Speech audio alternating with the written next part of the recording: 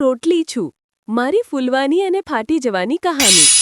Hello દોસ્તો, હું છું તમારા જ રસોડાની રોટલી.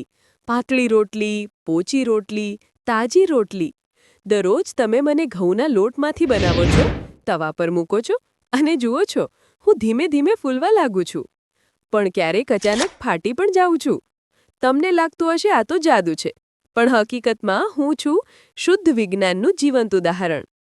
જ્યારે તમે ઘઉંનો લોટ પાણી સાથે બાંધો છો, ત્યારે ઘઉંમાં રહેલા બે પ્રોટીન, ગ્લુટેનિન અને ગ્લાયાડિન, મળીને બનાવે છે એક લચીલો જાળ, ગ્લુટન. આ ગ્લુટન જ મને લવચીક બનાવે છે અને એ જ મારી અંદર બનતી વરાળને રોકી રાખે છે.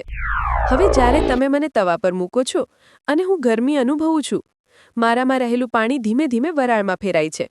આ વરાળ બહાર નીકળવા માંગે છે, પણ મારું ગ્લુટનનું જાળું કહે છે, અરે થોભો, હજી થોડું રોકાઈ જા. વરાળ અંદર ફસાઈ જાય છે, દબાણ વધે છે અને એ દબાણથી હું ધીમે ધીમે ફૂલવા લાગુ છું.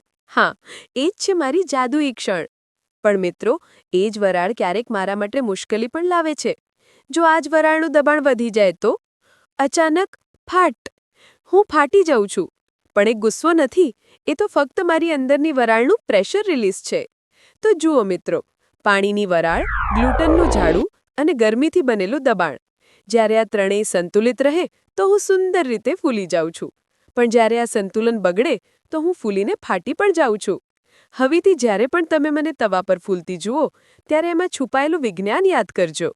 અને હા, પ્રેમથી શેકશો તો હું હંમેશા ફૂલતી જ રહીશ.